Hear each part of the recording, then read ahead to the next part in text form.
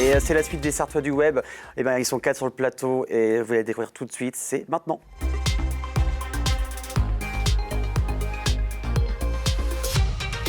Eh bien, de retour sur les premières Olympiades de la jeunesse avec Mathéo, avec Léa, Alexis, Joël. Bonsoir à vous quatre, comment ça va? Bonsoir, très bien, merci Très beaucoup. bien, ça va très bien. Eh bien, super. Donc, on va parler de ces premières Olympiades de la jeunesse. Donc, c'était à l'occasion du centenaire de la SMLH, Société des membres de la Légion d'honneur. Donc, c'était célébré en septembre 2021. Il s'est passé quoi lors de ce week-end?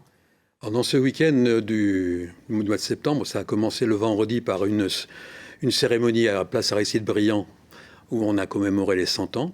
Puis ensuite, le samedi, nous sommes partis à Paris où nous avons pu tous visiter le musée de la Légion d'honneur le matin. L'après-midi, les Invalides. Et le soir, pour Alexis, qui était le premier de notre groupe, le ravivage de la flamme du soldat inconnu sous l'Arc de Triomphe. Quand même. C'est pas mal. Un bel événement. C'était pas mal, c'était surtout très impressionnant et c'est un moment que j'ai gardé en souvenir évidemment. Qu'est-ce que tu as éprouvé comme émotion à ce moment-là? Parce que c'est quand même un symbole. Ouais, j'étais très content et puis c'était une cérémonie autour de laquelle il y avait beaucoup de monde. Et donc voilà, j'ai pu aller sous l'Arc de Triomphe et participer à ce ravivage de la flamme. Et j'étais très content de partager ça aussi avec Sylvie, notre accompagnatrice. Donc sur ces Olympiades, il y a plusieurs épreuves. Vous avez fini 4e. Oui. Par le niveau France. Oui, 4e France, oui, c'est ça qu'il faut le dire. Oui. C'est quand même une belle réussite. Comment vous avez rejoint du coup ces Olympiades? Du coup, Léa, comment tu as rejoint cette équipe? Moi, je connaissais quelqu'un qui connaissait Joël. Je fais partie du Souvenir français et donc c'est comme ça qu'on m'a appelé, on m'a proposé et j'ai dit oui tout de suite. Parce que tu fais aussi des fiches pour les étudiants, enfin les lycéens, c'est ça? Pour les primaires. Pour les primaires, pardon. C'est ça. Donc tu apprends aussi du temps pour toi, tu fais partie de la vie associative. Comme type d'épreuve, vous avez quoi d'autre au final pendant ces... Eh bien, on est passé sur différents stands tout au long de la journée. On a eu un stand d'éloquence où il a fallu qu'on s'exprime sur plusieurs sujets. Il y a eu un stand d'intelligence artificielle, sur aussi un autre stand avec la fondation Good Planet, et également un autre où on a fini premier avec le comité Colbert où on a fait de la broderie d'art. Et on se prépare en amont, j'imagine, pour ce genre d'événement. Ça met combien de temps? On ne peut pas se préparer, puisque les stands sont tirés, les ateliers sont tirés au sort. D'accord. Et donc, on arrive, on a une palette et puis on y va. On va de stand en stand et on essaye de faire le mieux possible et en suivant de loin le classement qui était donné sur Internet en même temps, en live. Donc c'était suspense sur suspense, quoi. Oui. On est passé par des hauts et des très très bas. C'est ça, la préparation, c'était que les mois avant le concours, on avait une compétition en ligne sur lesquelles on avait plein d'informations et un tournoi en ligne. Et donc on a pu se préparer comme ça, quoi. C'est tout, oui. Ouais. Ce qui est déjà pas mal. Donc Joël, tu es encadrant, c'est ça? Je suis le président de la Légion d'honneur pour la Sarthe, déjà. Oui, donc c'est à moi que revenait l'honneur, disons, de les emmener à Paris. D'accord. Ce qu'on a fait l'année dernière, et puis, puis maintenant de les encadrer pour ce vol qui a eu lieu la semaine dernière, dont Alexis aura la primeur la semaine prochaine. Mais vous avez quand même gagné pas mal de beaux cadeaux. Oui. Quand même, dont ce vol, ce baptême de l'air en planeur, c'est ça, hein? Oui, c'est ça. Quand vous l'avez dit en off, quand vous avez appris que vous avez gagné par exemple, cette récompense, c'était quoi? De la peur, de la hâte de voler? Déjà de la surprise d'avoir gagné ce cadeau parce qu'on s'y attendait pas du tout. Donc quand on en a entendu notre nom, c'était un peu dingue dans notre tête. Et puis aussi la hâte de profiter de ce cadeau tous ensemble. C'est un moment de partage avant tout. C'est un moment de partage. Sauf qu'il fallait attendre pas mal de temps puisque arrive en mois de septembre, les vols planeurs sont très rares. Et donc là, il fallait attendre le mois d'avril pour pouvoir recommencer. On a eu la chance de pouvoir commencer à voler la semaine dernière. Voilà, et bientôt pour toi, Alexis, de pouvoir voler. Et alors, je ne sais pas si on s'en rend compte, mais quand on est 4e au niveau national, ça fait quel effet, Léa? C'est assez bizarre. Enfin, moi, je m'y Est-ce que tu t'en rends compte aujourd'hui? Même pas. Non, pas du tout. C'est fou. Enfin, en fait, c'est qu'on ne se connaissait pas du tout avant les Olympiades. Donc on a créé vraiment le lien d'équipe pendant les Olympiades et c'est vraiment fou de réussir à arriver 4e.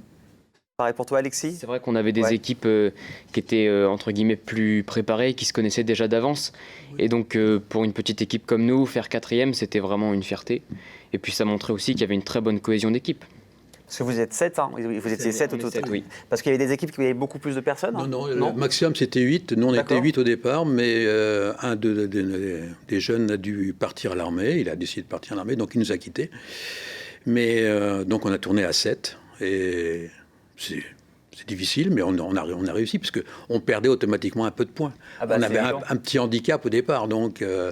mais bon, ils se sont très bien débrouillés, donc il n'y a pas de souci. C'est clair, la preuve. Donc vous êtes très actifs dans la vie associative, hein, tout le monde autour de la table. Je vais faire un petit tour de table. Quel était votre premier souvenir dans une vie associative et pourquoi qu'est-ce qui vous plaît avec cette vie associative? Alors moi, c'est mon investissement justement dans la radio qu'on fait avec Mathéo sur Just for Fun. Oui. C'est vrai que c'est très intéressant, mais le plus intéressant, et c'est un petit peu comme notre projet, c'est la rencontre avec les personnes, les rencontres qu'on fait à travers la radio, et puis également les rencontres qu'on a fait tout au long de ce défi. Pareil pour toi, Mathéo, par rapport à la web radio? Oui, puisque c'est une web radio qu'on a créée en 2018, et depuis, ça nous amène à rencontrer plein de gens extraordinaires, à mettre en avant ce qu'ils font et faire des émissions sur des sujets qu'on aime, qui nous passionnent. C'est extraordinaire et ça nous aide aussi. C'est très formateur, la radio, et ça permet d'être plus à l'aise à l'oral. Ça apprend plein de choses, et donc c'est extraordinaire. On est super content de pouvoir faire ça. On vous conseille, hein. Je peux parler en connaissance de cause avec à l'époque Radio Alpa. Est-ce que par rapport à Just for Fun, il y a des projets qui vont venir pour vous? De nouveaux invités qui vont arriver ou pas du tout? Pour l'instant, ça reste au même point qu'auparavant. Toutes les semaines, on essaye d'avoir un nouvel invité. Tous les dimanches, d'ailleurs, on t'avait reçu dans l'émission. C'est ça, au mois de novembre. Et donc, il y a la matinale tardive tous les dimanches de 9h à 11h. Et puis, au mois de mai, ou peut-être un peu plus tard, nous organiserons des portes ouvertes et une inauguration de notre nouveau studio. Et on a hâte de voir ça, on en parlera ici sur LMTV. Léa, toi, la vie associative, tu l'as connue à quel âge et depuis combien de temps? Combien de temps précisément, je sais pas.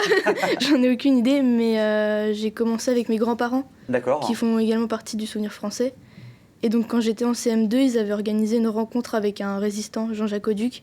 Et c'est là que ça m'a marqué et que j'ai voulu entretenir ce devoir de mémoire. Tout simplement. Et du coup, Joël, vous, la vie associative, ça date de combien de temps? La vie associative, ça date d'une bonne quinzaine d'années maintenant.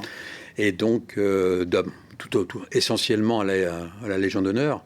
Et d'ailleurs, avec Léa, on travaille actuellement ensemble sur un projet qui va se mettre en place au mois de mai, sur la table de la Résistance et Jean Moulin, une exposition qui va se faire à Serran-Foultourte pour le 8 mai. Et puis au mois de mai, j'emmène 2 classes de primaire au musée de Meaux, pour le musée de la Grande Guerre à Meaux. Et comme Alexis, le soir, ils iront raviver la flamme.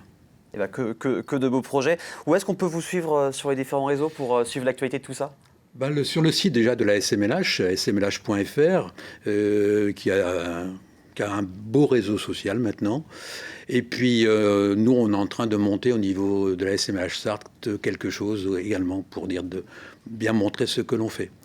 Affaire à suivre. Voilà, affaire à suivre. Et encore une fois, à Coulennes aussi, j'ai oublié d'en parler, à Coulennes, une conférence sur la Légion d'honneur sous le Second Empire. Ce sera quand cette conférence? Le 10 juin. Le 10 juin. Donc mai-juin, il faut se tenir au courant. Mai-juin, et on pourra même vous mettre au courant facilement. Il ne faut pas hésiter à les suivre sur tous les réseaux. Vous m'avez dit avant l'émission que vous vouliez passer un bonjour à quelqu'un?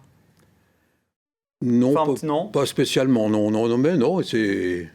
Mais bon, bonjour à toutes les personnes qui nous ont aidés et qui nous ont suivis surtout, qui nous ont aidés pour monter ces projets, parce que ce n'est pas moi tout seul, c'est une équipe. Oui, tout simplement. Et comme je l'aurais toujours dit, on travaille en équipe. Oui. Aux accompagnateurs aussi, à ceux qui nous ont accompagnés, au reste de l'équipe qui est pas là aujourd'hui.